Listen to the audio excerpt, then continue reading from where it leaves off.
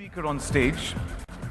We will take you through a short video that makes a valiant effort to capture mammoth body of work of our next speaker. Can we have the audiovisual, please? Isha Foundation is a volunteer-run, non-profit organization established by Sadhguru 3 decades ago. The Isha Yoga Center is situated at the foothills of the sacred Velingri Mountains, also referred to as the Kailash of the South.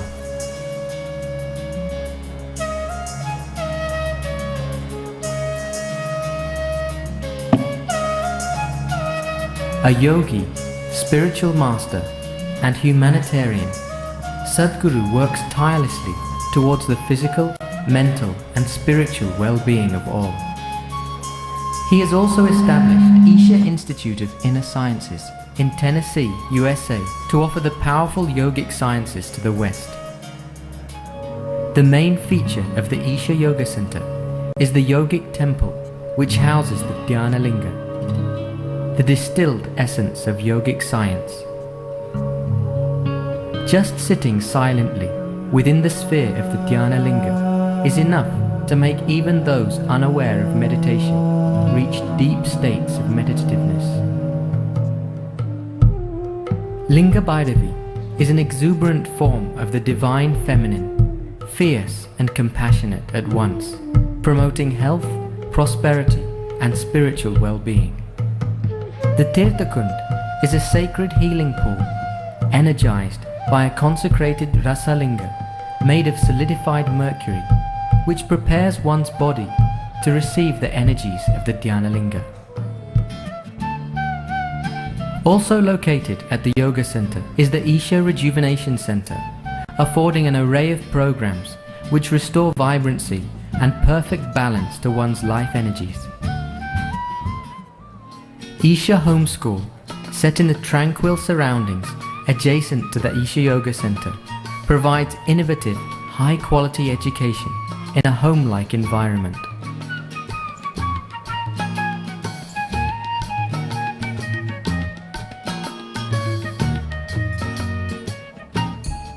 The essence of the ancient science of yoga is offered to people all around the world through the inner engineering programs. Conducted globally in a variety of settings, it deeply touches and transforms people from all economic and social backgrounds. Driven by a sense of oneness, love, and a deep longing to reach out and share, various outreach projects have been launched. Action for Rural Rejuvenation is aimed towards uplifting rural communities, promoting health, well-being, and social bonding beyond caste, religion, and economic status.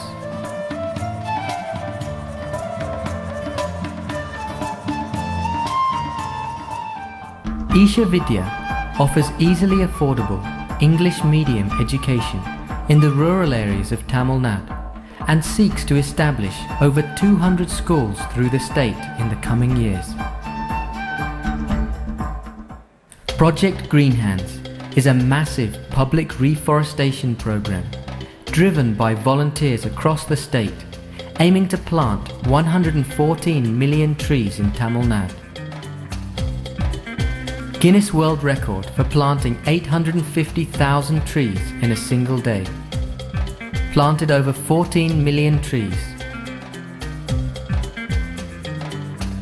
Awarded the Paryavaran Puruskar Award by the Indian government. Won the Sports for the Environment Award at the Beyond Sports Summit in Chicago. Isha Foundation has a special consultative status with the Economic and Social Council of the United Nations. Sadhguru speaks in various international forums, including the World Economic Forum, and works with the world's preeminent leaders to foster peace and global understanding. His vision and understanding of modern social and economic issues have earned him the reputation of a speaker of international renown.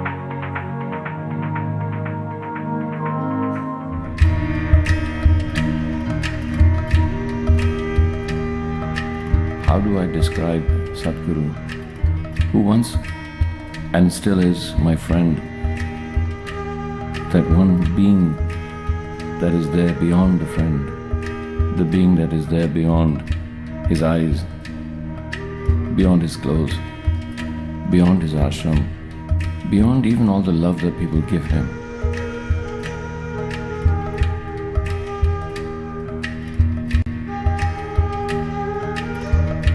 When I walk with him and I hold him, I feel he's a child. I sense a child in him, and all my being says to me, you must protect this vulnerability. And then when he leaves, I feel that there is this vulnerability that is so acute and so intense, that is so powerful, that it needs no protection.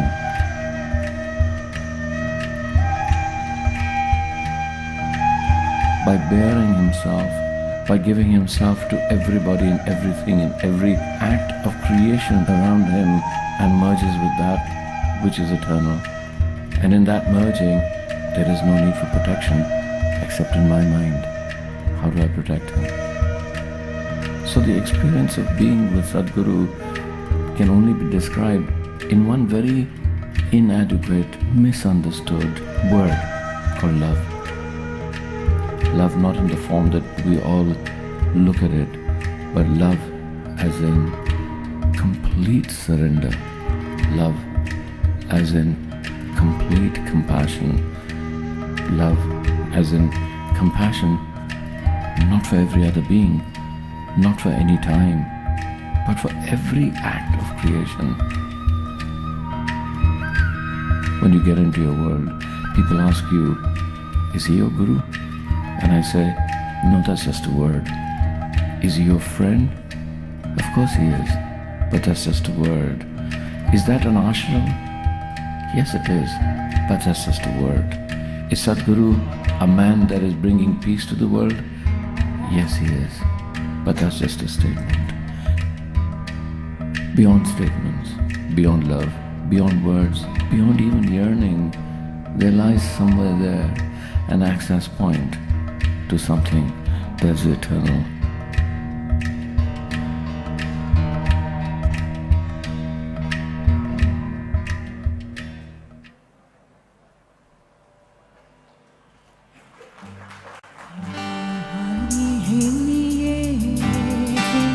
Isha Foundation is a volunteer run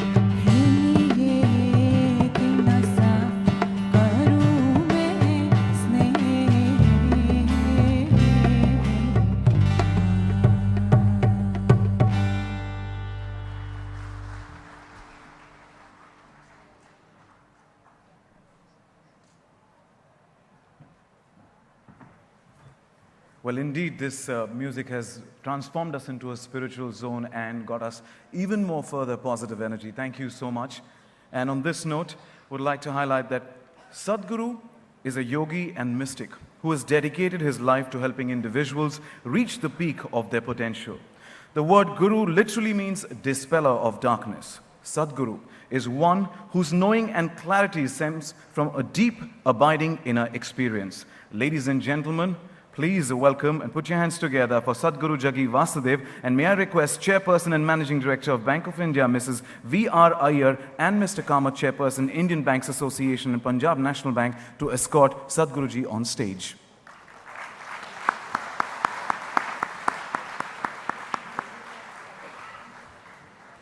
Namaskaram, Sadhguru.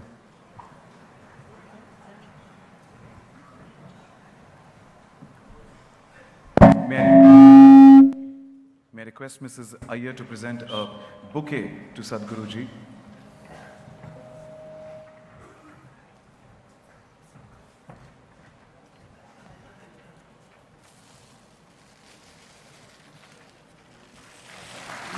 And also request Mr. Kamath to present a shawl to Sadhguru.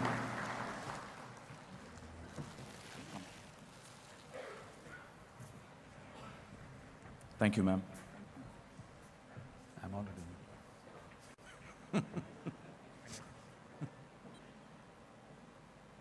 I said I'm already overclothed.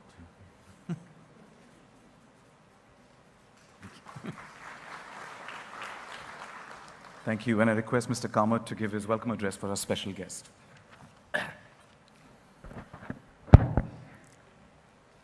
Well, we're just going from the banking to the spiritual part of it. A lot of you ask, what is this change? Now, when it is said that the only constant thing in this world is the change, and only certain thing is the uncertainty, when what is achieved by the bankers is forgotten in view of what is to be achieved is much higher, and how the bankers stood by the people in times of difficulty is forgotten, and now people talk about why there are increasing NPAs. I think there is a reason for the bankers to hold them to the ground, not to react to the situation beyond it calls for. That is where we thought that there should be somebody to guide us, to hold on to the ground in the most difficult time so that we don't lose our cool and we work for the better times to come and the economic scenario to change. In this background, I have great pleasure in welcoming Sadhguru. Dubbed India's most rational mystic by Indian media, Sadhguru's ability to explain life's complexities with striking simplicity has garnered him international invitations to speak on a wide spectrum of subjects at many diverse venues, including United Nations, World Economic Forum, Dartmouth University Tuck Executive Program, London School of Business, Microsoft, Massachusetts Institute of Technology, British House of Lords, TED and Pfizer. Sadhguru's inclusive vision for human well-being spurred him to establish the Isha Foundation, a public service organization. Started 30 years ago and run by over 2 million volunteers today, Isha has grown from its grassroots origin in southern India to a global presence with centers in over 150 cities worldwide. Through life-transforming yoga programs and meticulously crafted social, health, and environmental initiatives, Sadhguru's widespread impact earned him a place among India's 50 most influential people, as per India Today 2011. Sadhguru's mastery of the yogic sciences enables him to customize methods offered in Isha yoga programs for each individual who participates, with the aim to make life effortless and joyful. Research studies done on practitioners of inner engineering, Isha's flagship yoga program, have shown significant health benefits, including relief from chronic ailments like asthma, blood pressure, and diabetes.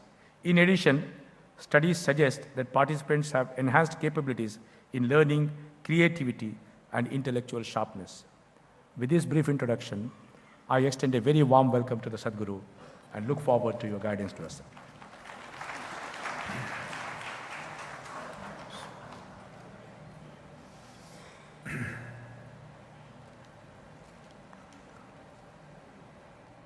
Jananam sukadam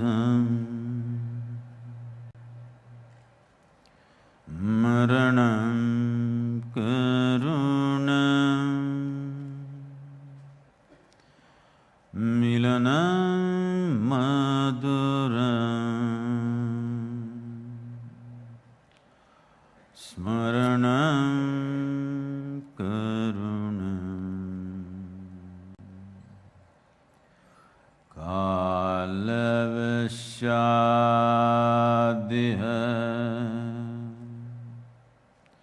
sakalam karunam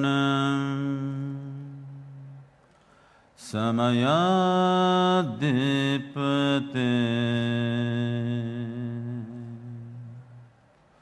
akilam karunam. Good afternoon, everyone.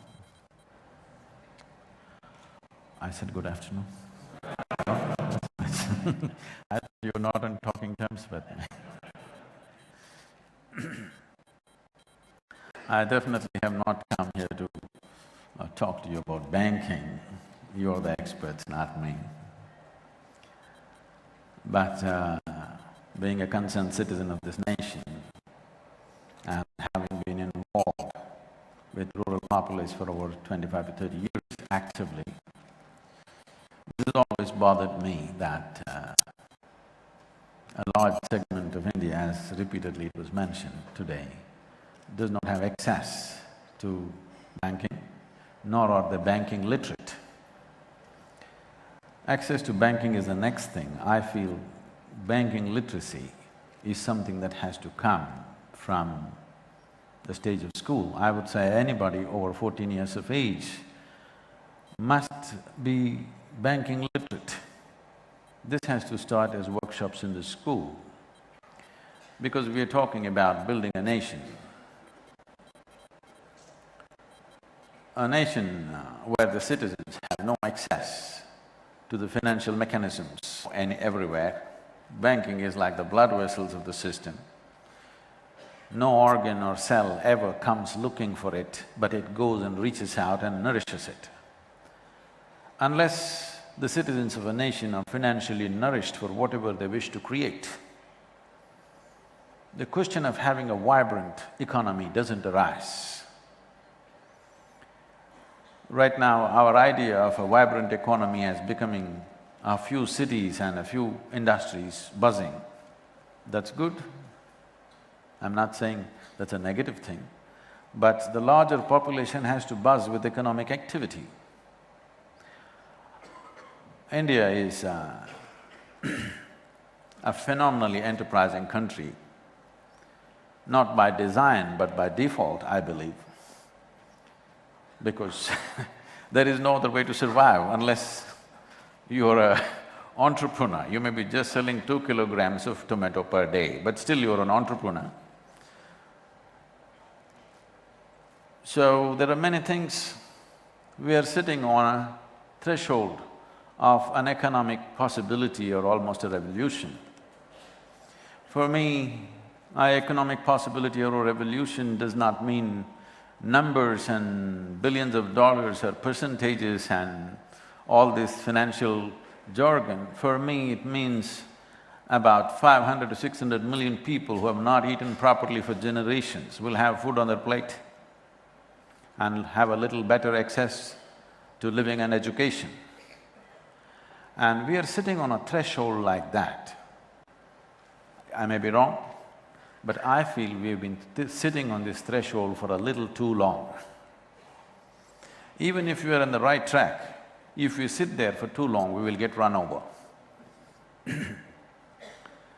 I remember in 2008, when recession was hitting the rest of the world, we were at Davos and there was a whole big presence of India. India everywhere was the campaign. And everybody else looked depressed, but Indians were going about singing, dancing to the angst of others. And I was at an India breakfast where everybody was gloating about how we are growing at 8.5% and this is happening, that is happening, but there is an economic recession in the world.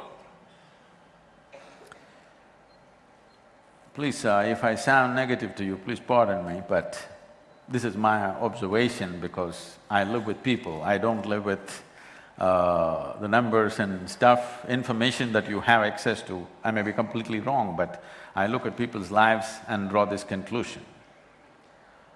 We're talking about 8%, 9%, 5%, whatever else, but 8–9% of what? Do we have a large enough economy for 1.2 billion people is a big question. And that day, people were very proudly saying, United States of America is only growing 2.6%, we are growing 8.5%. I asked the minister, what is 8.5% of what? For a fourth of the population, they have 14 times larger economy than us. 3% is fantastic out there. So, I don't think we should get lost. Economy does not mean numbers and jargon, economy means people are living better. After almost 40 days of travel, I've just landed in India yesterday. If I say something silly, that's because I'm jet-lagged, okay. I'm barely staying awake right now. So, I happened to be in United States for about 25 days. I was in UK, I was in North Africa, I was in Arabia, I was in Lebanon, Qatar and so many other places. Even if you land in Africa, the common people on the street, the children on the street are healthier than the Indian children. They're well-fed, robust. A nation is people. If you don't see the economic numbers translating into the health and well-being and vibrance of the people, those numbers don't mean much to me. Maybe initially the numbers happen and then it translates into the people, but I've been around in the rural India for 30 years now. All I see is 30 years ago if you entered any village, I don't want to talk about the Bimaru states. It's unfortunate that we have to call some 4 or 5 states as Bimaru, largest state in the country. Southern states, which are supposed to be well-to-do states, 30 years ago if there are any field officers, you will agree with me. If you entered a village, there was no electricity, there was no proper drinking water, there was no communication, there were hardly any roads. Today, almost every village, buses are going, roads are reasonably there. Everybody has a cell phone, there are internet kiosks in many villages. But one thing you will see is 60% of the male population has shrunk in size. The very skeletal system is much, much smaller than what they were 30 years ago. This is a struggle that people are going through in trying to shift from subsistence farming, where they grew their own food and ate well, they had nothing else, they had no cash in the pocket, but they ate well and they're robust. But today, they may have money in the pocket, they may have a cell phone, they own a motorcycle, they have a tractor, and they go to the city and get drunk and watch a cinema, all these things they are doing, but the skeletal system of the human being has shrunk for almost 60% of the male population. The condition of the female is worse. We are producing, quietly we're producing an underdeveloped population or not fully grown human beings. If they don't grow in their body, they will not grow in their brain. One big advantage India has had, wherever I go in the world, I address all kinds of people, I find the average Indian population, the level of intellect is definitely higher than any segment of population anywhere in the world. This is an observation I have noticed simply by talking to people. The average intellect of the Indian crowd is very good, but we will lose that advantage if you keep people undernourished for 1 or 2 generations. We will completely lose that advantage and we will not know what to do with underdeveloped populations like this. 1.2 billion people is not a simple challenge. Right now, they're still vibrant, their intellect is functioning, they have an entrepreneurial urge. This is the time the nourishment of finance has to get there. Banking has to move away from behind-the-counter operation to on-the-field operation. I don't know how you do it, I know it's not a simple task, it's not as simple as it's spoken, but we should start thinking in the direction, we should start working in the direction, because this is a key element of nation's economy coming to life.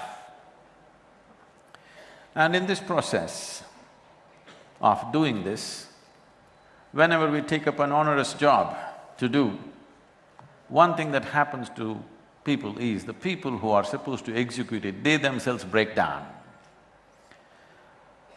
I've been in touch with various bankers in the country, and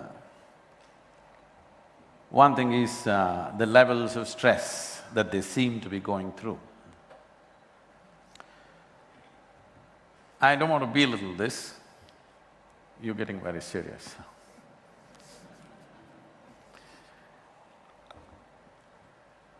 I want to see them from a poker-faced banker to a vibrant, joyful banker. It's very nice to see that so many women leaders are leading banks today. I'm sure that must be changing the atmosphere a little bit.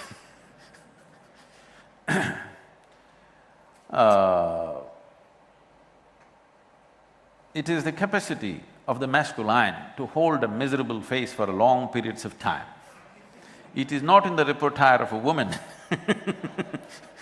to hold a miserable face for too long. They could get depressed, but they come back and they have to laugh, they have to smile, otherwise they can't live, which is a good quality for the bank in many ways.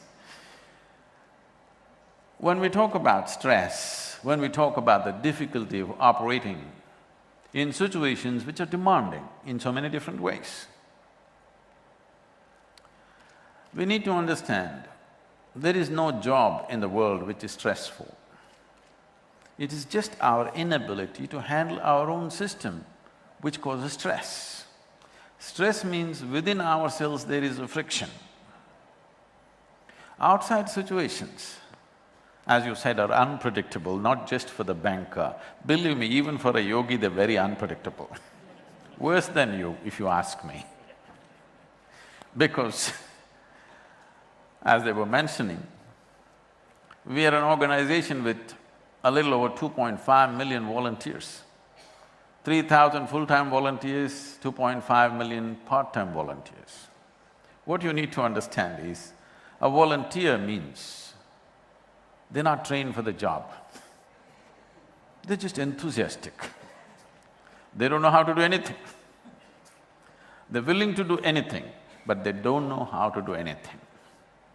Getting them to do the right thing efficiently and manage the situation every day, and anytime they can leave, anytime they can come back.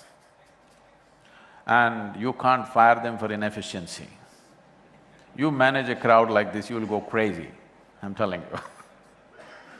With this, managing a whole lot of movements, large situations, about half a dozen businesses, if there is a recipe for going mad, this is it. But I will not, because what happens within me, nobody else can determine. That much I have taken care of. I have not given this privilege to anybody that somebody can make me unhappy, somebody can make me angry, somebody can make me distressed. No. If I enjoy it, I can do it. I don't, so I don't do it. What I'm telling you is, at least what happens within you must happen the way you want it, isn't it? The banking sector may not happen the way you want it. Your own bank may not happen the way you want it, your home may not happen the way you want it, nation is definitely not happening the way we want it. Nothing in the world will ever happen 100% the way you want it. Even if you're just two people in the family, it does not happen 100% the way you want it, isn't it? If it's happening 51% your way, you have the controlling stake at home. But at least what happens within you must happen the way you want it. If what happened in your body in your chemistry, in your mind, in your emotion, in your energy is the way you want it, would you keep yourself blissful or miserable? I want an answer for this. This is a question. Yes? Blissful. For yourself, you definitely want the highest level of pleasantness, isn't it? What you want for your neighbor may be debatable, but what you want for yourself is 100% clear, isn't it? But why is it not happening? See, if I have to create a pleasant situation with 10 people around me, these 10 people have to cooperate. If I have to create a pleasant situation with 1,000 people, 1,000 people have to cooperate. As the area of operation gets larger, it gets more and more challenging to do what we want to do in the outside world. That is a fact. But here there's only one person. This one person must happen your way, isn't it so? Somebody else does not happen your way is not the problem. This one is not happening your way. If this one person happened your way, you would be blissful every moment of your life without question, isn't it?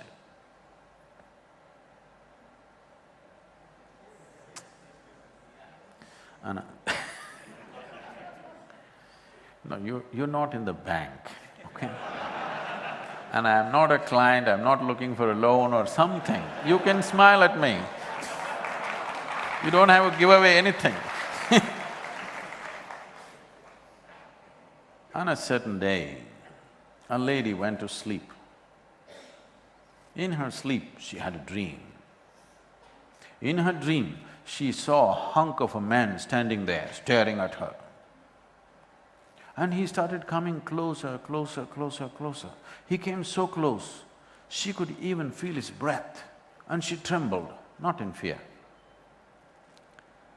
And then she asked, "What will you do to me?" The man said, "Well, lady, it's your dream."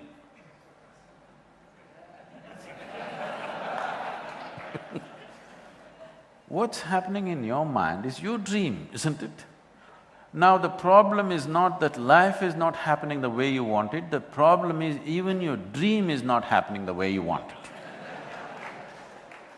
If your dream right now was running the way you want it, if your thought and emotion was running the way you want it, outside problems and situations are there. There are really no problems in the world, they're just situations and situations. Some we know how to handle, some we do not know how to handle. Yes? Some situations we know how to handle, some we do not know how to handle. If every day you're facing a lot of situations you do not know how to handle, that means you're growing and getting somewhere in the world. If every day you're facing the same situations and you know how to deal with it, that means you've been stagnant in your life, yes or no? So do you want challenging, unhandleable situations on a daily basis or you don't want? You decide first. Only because right now outside challenges are translating into inner suffering, you don't want it.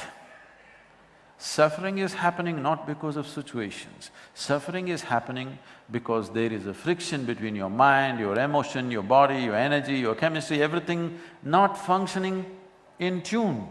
If this was functioning with absolute ease, outside situation to the best of your ability you handle.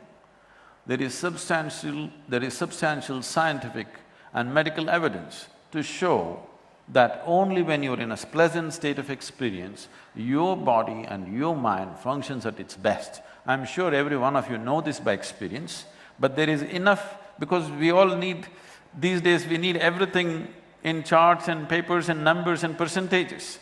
There is substantial amount of evidence today, scientific evidence to show you that only when you're in a pleasant state of experience, when you're peaceful and joyful, your ability to create the outside world the way you want it is enhanced. Your ability to harness this body and this mind is your success, isn't it, in the world?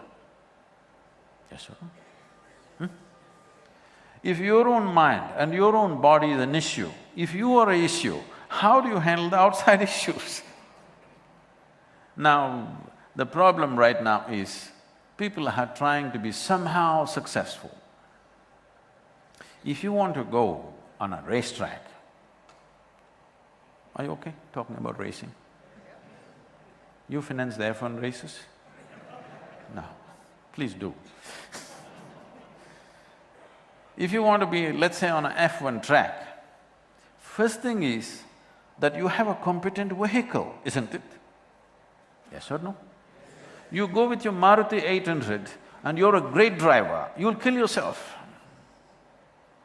You may have great enthusiasm to win the race. You may be fully fired up, but you have a Maruti 800 on an F1 track, you're gonna kill yourself.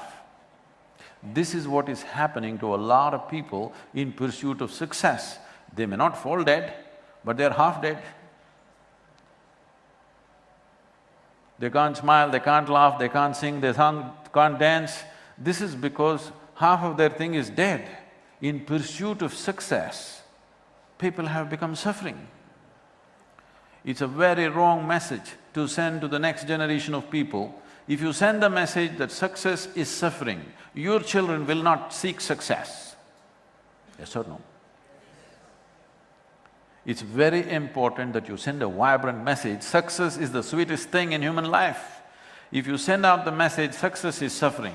Right now, successful people are sending out this message that success is deep suffering because they hardly ever smile or laugh or sing or dance, nothing they can do, that is life. Your children will look at you and say, this is one thing I don't want. Yes, a society which does not seek success is down the drain, isn't it? If there is no continuous aspiration for success, that society cannot fare well in anything. Right now, the successful people have this responsibility that you send out a clear message, success is a great joy. This is the best thing that can happen to you in your life.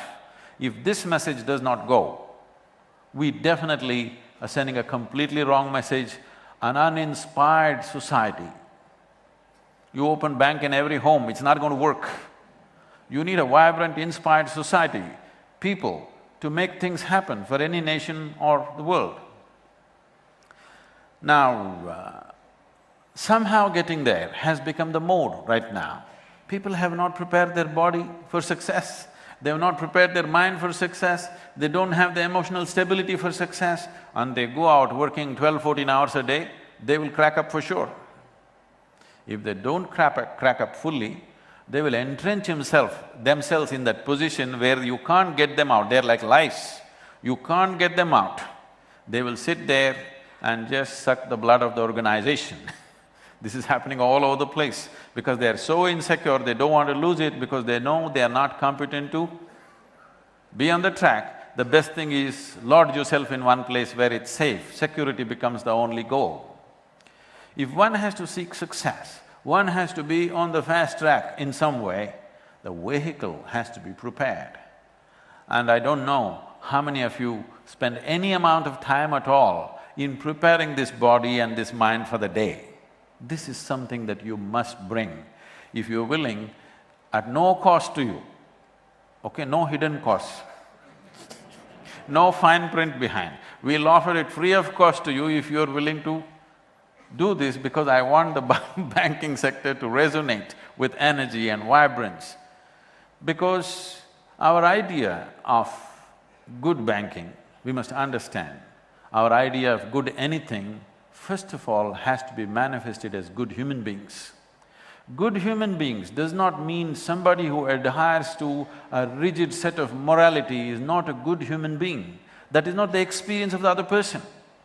Only if you resonate to the needs of the other people will experience you as a good human being. If you have hard and fast moral and ethical rules within yourself, only you think you're good, others will wish you're dead. Yes, it'll start even in your family, I'm telling you. If you're too morally correct, even your children wonder, why are you here?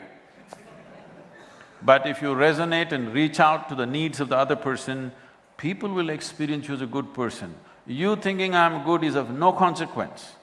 If 1,000 people around you think you're wonderful, that is of consequence. And today you have this tremendous opportunity and responsibility that you in many ways control the financial aspect of this nation. This is an area where you can impact individual lives or a whole segment of population with the actions that you perform. When you have such a tremendous opportunity to will live a life of absolute fulfillment, of transforming people's lives, you shouldn't be suffering. So, suffering will happen to you if you get onto the track without the necessary preparation in your body or your mind, somehow wanting to get there. Sometimes it works, that's the whole problem with this. On a certain day, don't be so serious, it scares me. On a certain day, a bull and a pheasant were grazing upon the field. The bull and the pheasant, the bird.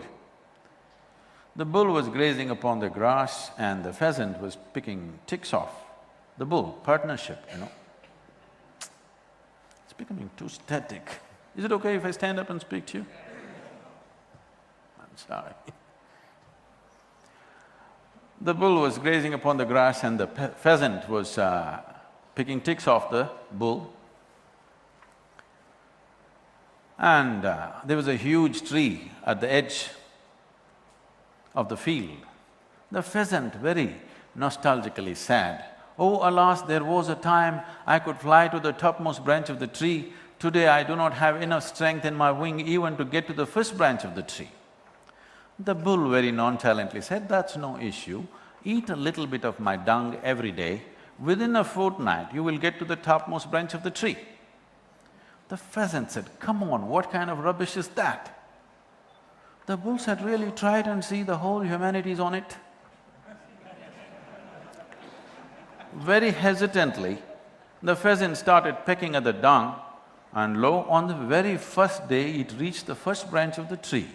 Within a fortnight, it got to the topmost branch of the tree. Sitting on the topmost branch of the tree, just beginning to enjoy the scenery, the old farmer who was rocking on his rocking chair saw a fat old pheasant on top of the tree, pulled out his shotgun and shot the bird of the tree. The moral of the story is, many times even bullshit can get you to the top, but it never lets you stay there.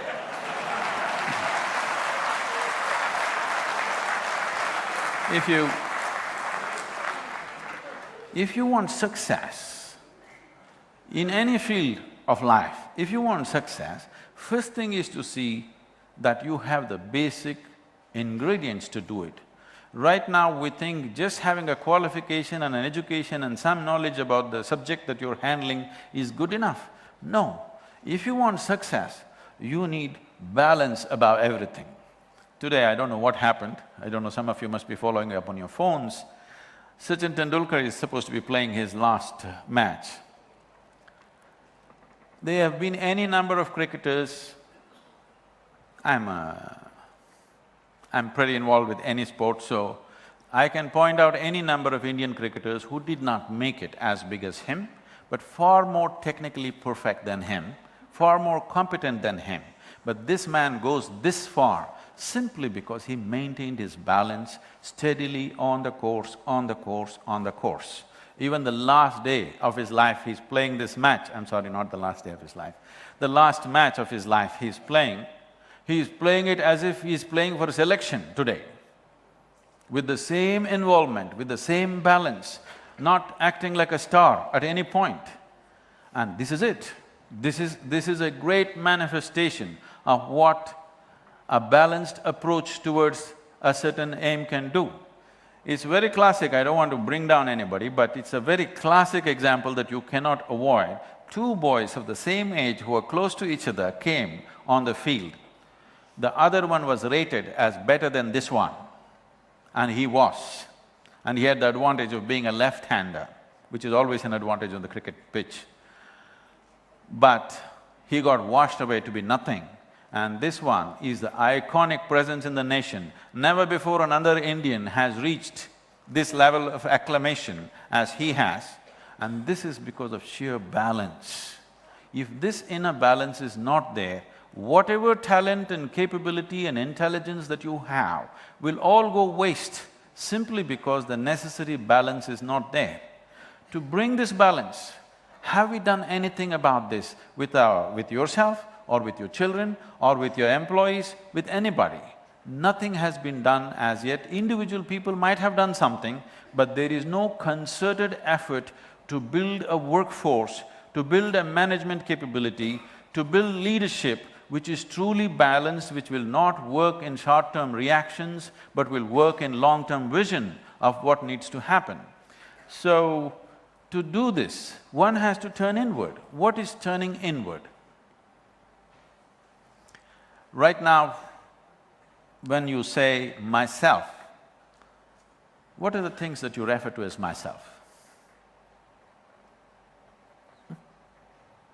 Hello? What are the things that you consider as myself? I'm sorry? Soul? Where is that? You've been hearing too much spiritual jargon. Which one, the right one or the left one? Let's talk about something that's in your experience. Let's not talk about something which is written somewhere or spoken by people without knowing what they're talking about. What is it that you call as myself? Your body, for sure. Your mind and the mental activity, your emotions. These three things are definitely there, and if these three things have to function, behind this definitely there's an energy which is empowering you to do all this. These four things are reality. I am not questioning the other soul things, but it is not in your experience. If you start talking about something that is not yet in your experience, it amounts to distortion of life, isn't it? Let's talk about what is here. I thought you deal with the realities of life, isn't it, in the bank? Otherwise you'll become like American banks, you lent something that you did not have.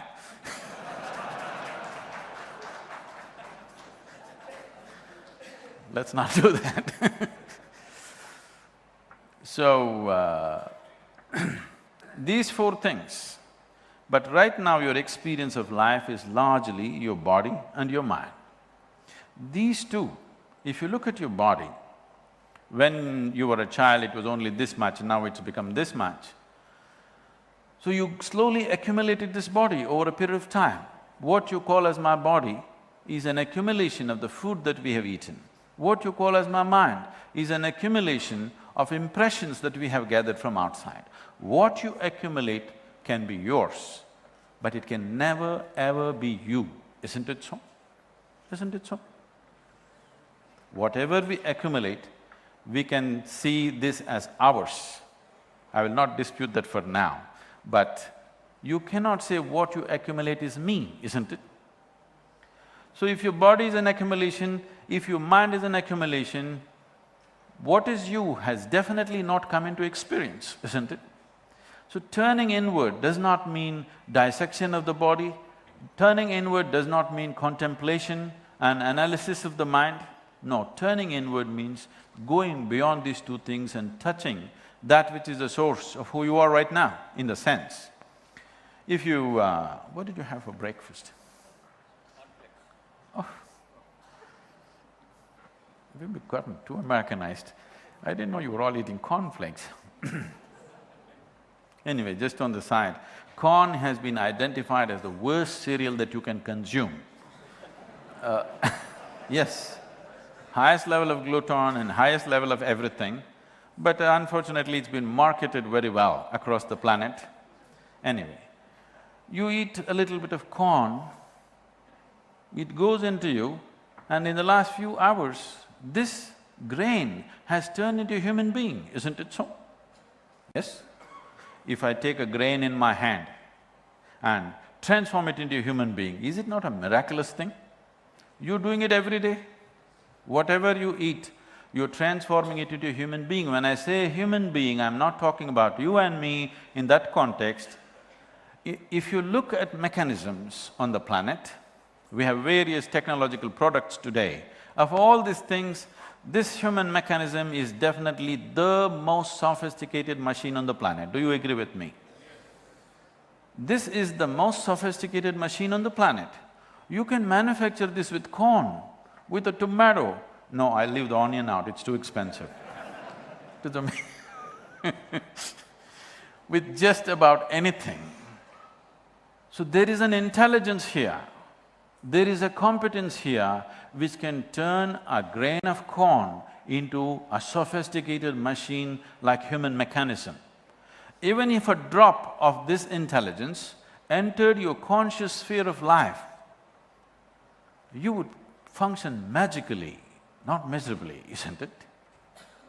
It is just that people have never made the necessary effort to access it.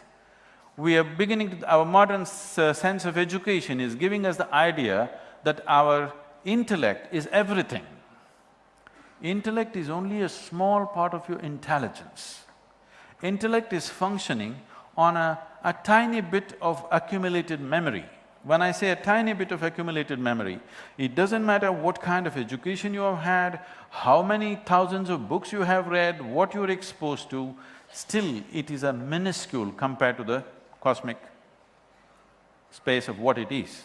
But look at your body, every cell in your body actually has far more memory than your brain can ever carry, in the sense. Do any of you remember how your great-great-great-great-great-grandfather looked? Do you remember? No, but your body remembers his nose is sitting on your face. Your body remembers how your forefathers were 1,000,000 years ago. The volume of memory and intelligence every cell in the body carries is way beyond your intellect as such. It is just that intellect gives us a discerning intelligence.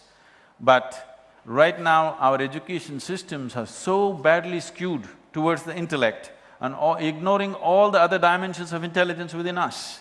If you allow the other dimension of intelligence to function, your ability to function in your… even in your official capacities would be phenomenally different. See, if I stand here with my eyes closed, if somebody enters this hall, with my eyes closed, I will tell you what type of person has entered this hall. Oh, is this some great yoga? No, even your dog can do it. Have you noticed this? Your dog is sitting under the sofa, somebody comes at the main door, he knows who has come. Yes or no? Why is it that a human being is not capable of knowing this? This is simply because we are too skewed in one direction, there is no inner balance of using the overall capacity of what it means to be human. If only a drop of this inner intelligence found its way to your conscious functioning of day-to-day life, life would happen magically. And every human being is capable of this. When it comes to outside activity, we are all differently capable. No two human beings are equally capable in the outside world. We are all uniquely capable that way. But when it comes to the inner dimension, all of us are equally capable. It has not happened simply because we have never looked in that direction. Because no time and investment, energy has been invested in turning inward in any sense. It is time to professional life that we bring an inward dimension, because without that balance and without this enormous intelligence which is there in every cell in our body, if we don't bring this forth, it is like you're sitting on a huge treasury of gold, but you're a poor person. That's how it is right now. That is how human beings are operating. There's a phenomenal capability here that he can transform a corn seed into a human being. Is it a small thing? I want you to look at this. If you take a corn in your hand and make it into a human being, is it a small thing? It is a phenomenal… it is a phenomena beyond anything, isn't it so? And every one of you, every one of us, aren't we doing this every day, day in and day out? The necessary intelligence and competence is there. It is just that the necessary consciousness to be aware of that is not there. So if you did not have it, there's nothing to do. Everybody has it, it is just that we have to exploit it. Otherwise, the most valuable resource within us, an intelligence which makes us, if we do not tap into that, we will operate in mediocre ways. Just going to office and coming back is breaking us up simply because we are trying to drive our car on one wheel. Definitely your car is going to break down. Only if you use all the four wheels of the car, it will go easy and smooth. If you drive it on one wheel, definitely something is going to crack up after some time, the inefficiency will set in. I would say most human beings are… This may sound very abrasive, but let me say it anyway. I would say most human beings are functioning well below 10% of their natural capabilities, almost the whole humanity. If you just touch a little bit, see, this has been proved by a certain research that happened. The University of California conducted a research on people who are practicing… The basic practice we teach in the inner engineering program is called Shambhavi Mahamudra. Those who are doing Shambhavi for over 3 months, they took various kinds of samples, blood samples, sputum, this, that, everything, and they made a study, and they came to a conclusion. In 3 months of practice, the neuronal regeneration in the brain is 241% more than the average. Never before such a thing has been recorded. So, generally as people grow older, after 30-35, your brain is depleting. Actually, your children may be much smarter than you, with everybody I'm saying it is true, but we manage because of our experience and information that we have which they don't have. We are just trying to look smart, but actually the newborn children or like say 12-15-year-old is far smarter than you in terms of brain capacity. So, if you do a few things with yourself, as you get older, your brain capacity can get bigger rather than depleting. This has been proved beyond any doubt. And every human being is capable of this. This is a knowledge, this is a technology that is the basis of this nation. That we produce the greatest mathematicians, we produce the greatest astronomers, some of the greatest scientists of the yore. All that has been lost because we have given up what gave us necessary strength. And even today, as I said earlier, we're still enjoying what was done in the past. We are still showing an intellectual capability way ahead of most societies on the planet, simply because of what was done in the past. If we only take care of this now with our lives, this generation and the coming generations can benefit hugely from this process. I would leave this to you now. If you have any questions, please.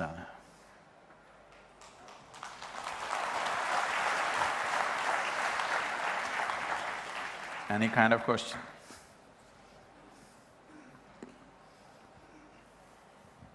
Jai Shri Krishna Sadhguru. Why has the spiritual content of Indian society deteriorated over the past few centuries? You know, we started from Adi Yoga, Shiv, then Patanjali, Chanakya, so many, but now you see a total deterioration is happening. For the last few months, there was a breaking news. And you see now the spiritual channels loaded with marketing the spiritual science of India, which was the key of the Indian subcontinent. Why has there been a deterioration from the spiritual leaders over a period of time? Thank you. The general deterioration is not only about spirituality, that has happened to the nation on all levels of life. I want you to understand this. 300 years ago, India accounted for over 60% of the international trade. Today, what is our percentage? You must know. What is our exports in the world? Some 1% or 2% or something? Huh? Yes. So it is not just the spiritual component. Every aspect of our life has gone down in the last 300 years because we have been an occupied nation. Having been occupied for a few generations, now we are released, but we are like a bird in a cage where the doors have been blown away, but we've gotten used to sitting in the cage. We still don't want to fly because we have this… the old fetters have not been dropped, so we're still not getting away from it. So the deterioration is, widespread in every aspect of life. It has happened. When the British came, they were very amazed to see that there were no schoolrooms in the country, but there was not a single illiterate person in the country. Everybody knew how to read and write. So when they left, 70% of the population was illiterate. So they achieved their goals the way they wanted it. It is just that now we have to bring it back. So if we have to bring it back, in the process of bringing it back, all kinds of things will happen. Now, when enterprise grows, right now, let's say tomorrow they won't do it, even though we have a little modernistic governor for the Republic, for the Reserve Bank, still he won't do it. Suppose it's left free, everybody can start a bank. You will see every street 5 banks will come up, out of these 4 will be spurious. Yes or no? If you leave it totally free, this is what will happen. So there used to be norms for a spiritual process, there used to be natural controls, not by anybody else, the self-controlled system was there. Those systems were totally broken. Now spirituality is also being seen as a kind of an enterprise. But this is a part of renewal. You have to go through that phase. All kinds of spurious things will come out here and there, after some time it'll level out. It's unfortunate that this is the way it happens, but that is the process of a democratic society. Everything happens with confusion and then levels out by quality. Yes or no? So that's happening to the spiritual process also. You mentioned one more thing, if you go into the channels, they're all marketing themselves. I think they're not marketing themselves enough. This is the USP of the nation, the technologies of inner well-being. The whole world has achieved many things in the outside world, but they don't know how to keep themselves within themselves. Unknowingly, without doing any spiritual process, many of you are still enjoying it because the atmosphere is still there. Till about 2 generations ago, in every family, you need to understand this, how decentralized it was. In every family, you did not need a papacy to perpetuate this. In every family, from parents to children, a spiritual process was transmitted just till about 50, 60 years ago, isn't it so? You did not need any organization to do it. Now that system has been broken down. Now to re-establish a new system, you can't just rejig it just like that. So a lot of this nonsense will happen, some spurious things will come, some rubbish will happen. It's unfortunate, but it happens. In everything it happens, isn't it so?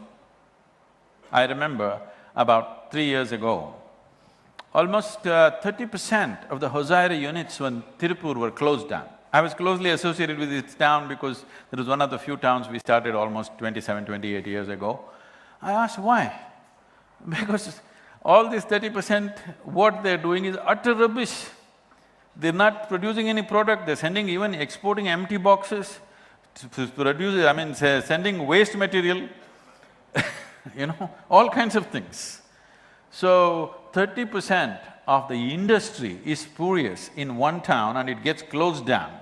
And another 15–20% gets closed down because of environmental compulsions and whatever. So unfortunately, this is the way it happens. If you want it to happen very clean without this, then you need an authoritarian government, okay? Which we don't want. So we have to endure this in every sphere of life. Unfortunately, when it happens on the spiritual sphere of life, it hurts us much more because this is an area which happens with absolute trust. So this is one thing.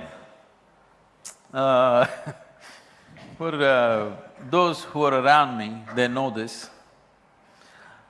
I'm very nice to people who are far away. As they come closer and closer to me, I get crueler and crueler with them.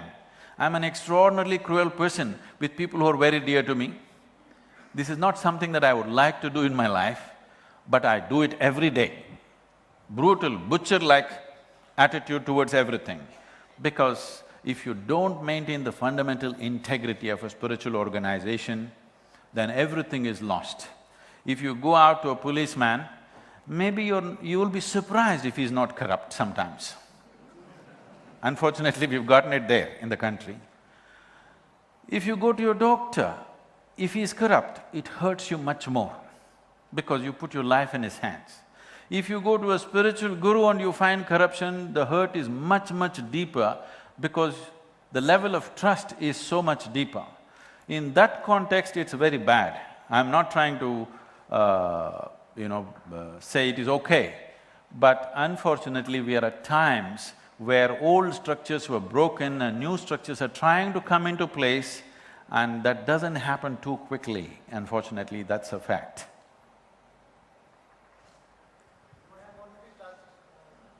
Please, if you can take the microphone.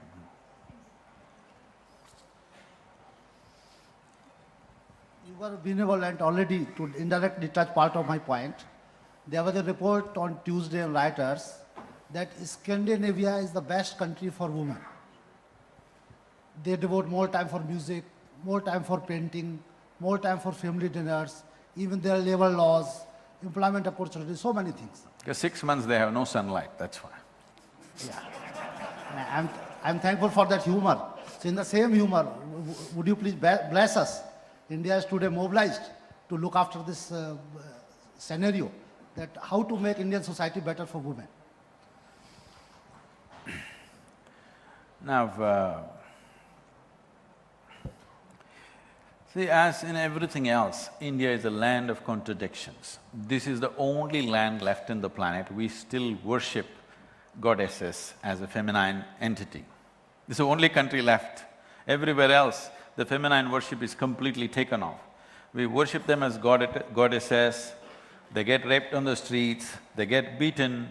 In many established families, they are the real power. It is not like an official power, but they're the real power because the family structure in India happened in such absolute trust that you never ever thought your wife is suspect of any kind, you know. It's only coming into us now from Western societies, but a generation ago, the way people, the husband and wife lived is it's for life and it's for life and there's no question of ever thinking, is she working against you or for you? Such a question never came up, I would say, in 95% of the people at one time. Now that percentage is unfortunately going down. So accordingly, we need to acknowledge, I'm not trying to condone all the ugly things that are happening to the women in cities or in villages also, but we have to understand the mechanics of what happens in a society when certain changes happen. You need to understand this, that as soon as a girl attained puberty, at the age of 12, 13 or 14, and as soon as a boy reached 17 or 18, they used to get married, okay? Now they're not getting married, I think somewhere the age is around 22 or 23, or for the educated, maybe it's 25, 27. Some are going beyond that in the cities, that's different. But average, it's around 25, I believe. So till 25, they're not married. The strongest sexual drive in a human being, whether it is a male or a female, is somewhere between 14 to 25 or 27. After that, they know how to handle it. It is that time when it drives beyond, you know, this is a time when your intelligence is hijacked by your hormones. So at this time, every other country and society has accepted whatever happens in premarital conditions. We as a society are still not able to come to terms with it. I don't think we can come to terms with it in the next 50 years or so. It'll take time. And we leave the young people like this without a solution for what's happening within them, which definitely causes a certain level of distress. I am not trying to condone the ugly expressions of that, but we have to understand there is something called as human chemistry, there is something called as human drives, which are there. If everybody was so controlled and they didn't have one thought like this in their mind, then they would all be yogis and we wouldn't have a population issue, nothing, okay? That is not where it is. See, what is ideal and what is real is something we have to always come to terms with the real and work for a better this thing. And right now, a whole lot of migration is happening into the cities. The village boys, most of the time these things were conducted, I know these rape incidents that happened were generally by people who came from villages into the city for employment, and they're here without family structure, without anything, simply like that living, without any kind of support. Neither there is an organized support by the government, nor there is a family structure, nothing. Youth just by themselves hanging around in the city. And everywhere there is advertisements of how unless you drink, you're not living your life full, live it large, every cricketer is saying it, every film star is saying it. Once you have a little large, whatever little discernment you had will go away and people will go wild. And you must understand, these youth who have come from the village have never seen the kind of woman they're seeing in the city. Their idea of a woman is their mother, a mausi or a grandmother who was completely different. Here they're well-nourished, attractive young woman walking around without any sense of, I'm not saying it's right or wrong, I'm saying there is a certain freedom about a city woman. She's walking without being concerned about who is looking at her. And this boy has never seen anything like that in his life. He lands up here with little alcohol, he will go berserk. Right now you can control it by stricter laws and enforcement and everything, but this is not a solution per se, this is only control. Solution will happen only if you look at everything compassionately, not otherwise. Human drives are natural. Either we must teach them disciplines of other kind which will control them from within, or we must find them an external social solution. If you don't find a solution and just try to control them forever, it's not going to work. It's bursting out on the street, unfortunately. I know I'm saying very unpopular things in the country. Today you're supposed to say, hang them, castrate them. It's very unfortunate that such things are being said on national news channels. Hanging a 17-year-old or castrating a 25-year-old is not the answer for this. We have to look at the deeper problem that the society is going through right now. Please. So, with your insight and transcendental thinking ability, what measures would you like to suggest that India should take to achieve a higher economic progress? Oh. Some of the leadership qualities the country should… You're getting me into a political problem. I think everybody knows what measures to take. It's just do we have the gumption to take these steps is the question, isn't it? This is the bane of democracy, that always leadership is trying to be popular. Popularity issue should be only at the election time. There's 5 years' time to achieve the results for whatever measures you've taken, and you should be popular by then. But unfortunately, they're trying to be popular at the time of election. First 2 years, I think they're partying, celebrating their victory, and next 1 year goes in bickering with the opposition. Last 2 years, they're struggling to be popular. This has been the theme of one government after another, not pointing out at any particular government, this has been the unfortunate theme. There are statistics which shows, particularly in the states, except in a few states which have proven otherwise in recent times.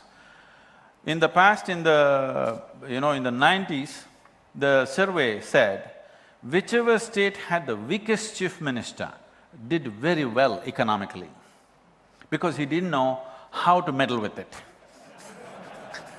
Yes, unfortunately, this is the truth. When there is no leadership, it worked. People are still buzzing, but India's biggest problem has been leadership. It's a very vibrant, naturally entrepreneurial society, but we have hugely lacked in leadership. I don't have to spell out what are the things to be done. Everybody knows what needs to be done, and you also know what needs to be done, but it's not in your hands to do it. And today you cannot even suggest what should be done. Because everybody knows what it has to be done, but if somebody else suggests it tomorrow, you don't know. We are going to a place, unfortunately, where we're destroying the fundamental structures of democracy. Once we do this, it'll be very difficult to recover. See, one thing about India is, I travel everywhere in the world. What I see is, suppose I go to Lebanon. In Lebanon, people don't have a postal address. You ask for address, they'll give you a cell phone number. You understand? In India, all the structures that are needed to make a vibrant, modern society is there, may be dysfunctional, but still there. Do not underestimate the value of this. It may be right now dysfunctional, but we still have a system. Strengthening that and making it buzz properly, work smoothly is important. If we simply because something is not functioning well right now, you destroy that system, then rebuilding that is not a simple thing. You cannot rebuild it like that, it'll take generations to put it back into place. So we have everything in a very rudimentary way, we just have to strengthen all this. But there has not been an inspiring leadership in the nation for I don't know how long.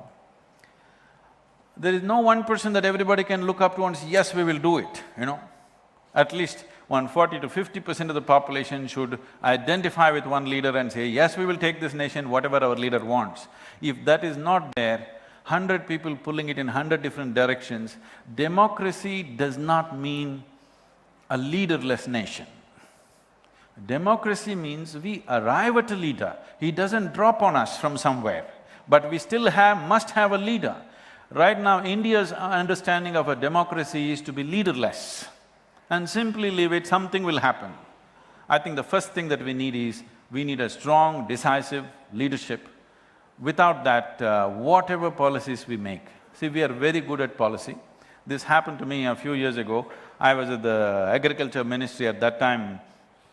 Another government was there in the center, and because I'm involved in rural activity, I went to see the Agriculture Minister, and he said, you come and see, and he took me into his whatever the ministry, and he put up one of the secretaries and made me look at all the schemes that they have. These are fantastic schemes. Whoever did these schemes, they worked at it absolutely elaborately and brilliantly, really. They prepare wonderful schemes which can change the rural scenario in the country, but who is there to implement it? This country cannot be run on policy. This country needs a movement for everything. This country needs an inspired movement. This is not Switzerland, you put it on the notice board, everybody will do it. Here, people have to be moved with emotion, otherwise nothing ever happens. So, policy and other things are not new, everybody knows what to do. Who can make it happen? Who can push the population to stand up and do it? That's a big question, and that's what we need to do.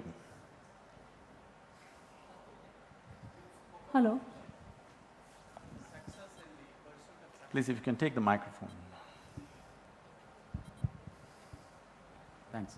You spoke about success and the pursuit of success. When we look around, we see societies which do not have this spiritual tradition or the mystical tradition that we in India have, which are successful in various areas, including the economy, in other areas like sports. So why is it that we are emphasizing this spiritual tradition and the mystical tradition for our society to attain success and achieve certain standards of living? Because without that, you find, Yes. things happening in other societies. To just give you two different types of examples. One is United States. Because we have an enormous amount of activity in US, I have to understand the government structure, the politics, everything there.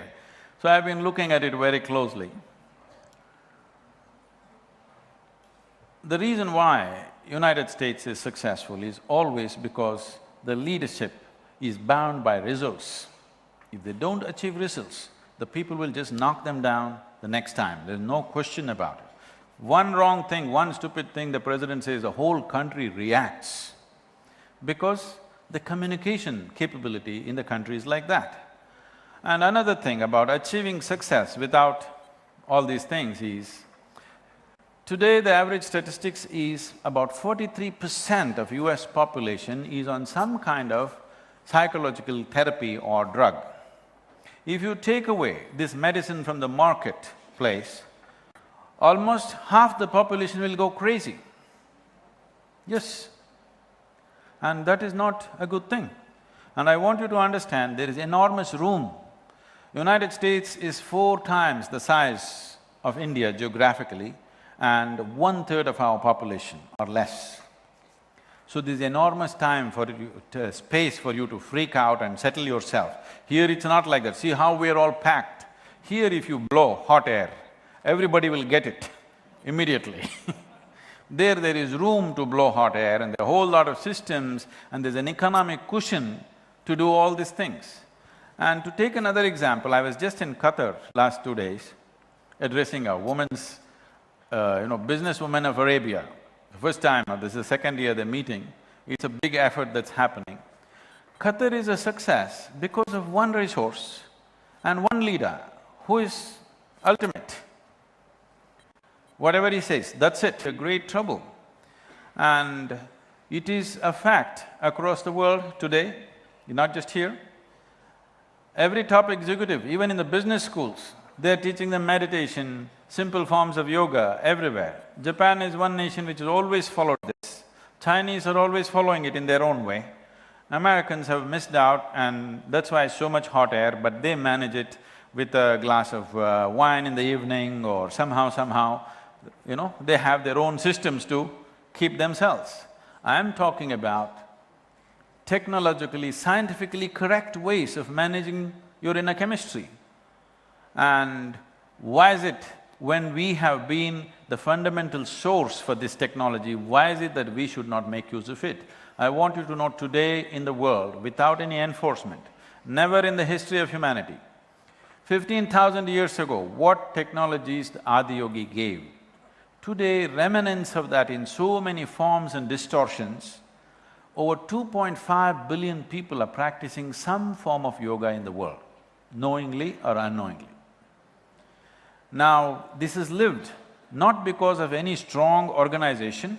Never in the history of humanity there's been a situation somebody put a sword through your throat and said, do yoga, or put a gun to your head and do yoga. Such a thing has never happened. Only by people's will, because it's worked across the planet, everywhere. It has happened. Even today it is on in many different forms. Because we are the source of this, I thought you must make best use of it rather than anybody else. Thank you very much for being here.